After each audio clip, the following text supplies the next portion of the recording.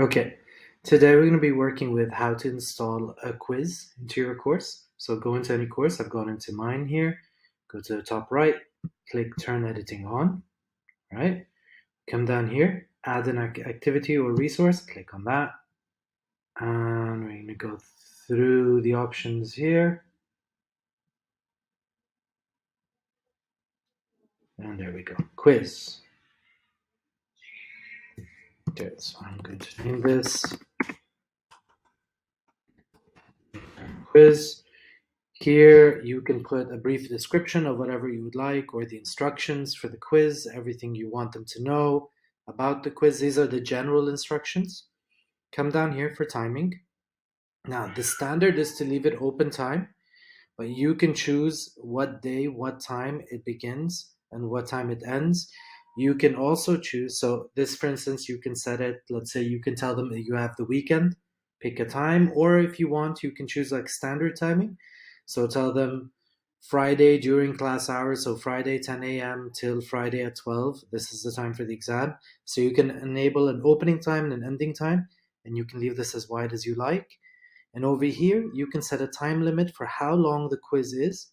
So from the moment they activate the quiz, from the moment they go in and click accept, they have this number of minutes until it's finished.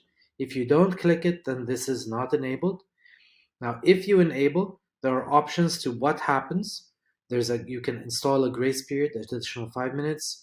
You can give additional times to be tried, or you can do an automatic cutoff for the timing. Coming down to grading, you need to put, this is up to you. You can categorize the grading. You can give how many, you can say what grade is needed to pass.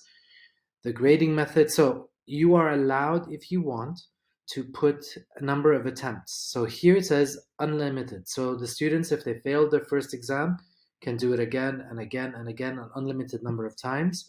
Here you can put how many times you want them to repeat it. If you want them just to take the exam once, you click 1. If you want them to have several chances, you put that.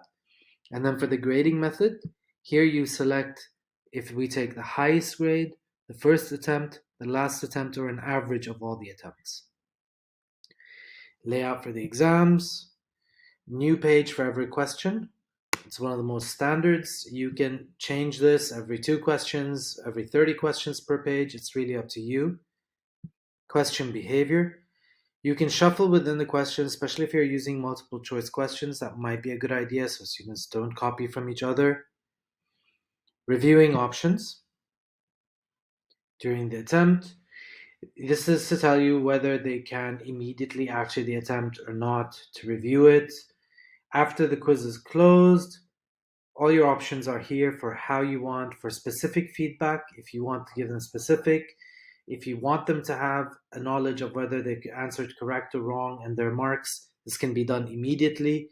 This can be done manually by you.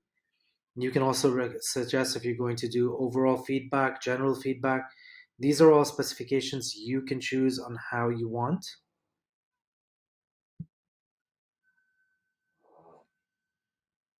Okay, going down here, you still have things like appearance. If you want to show the user's picture, using decimal points.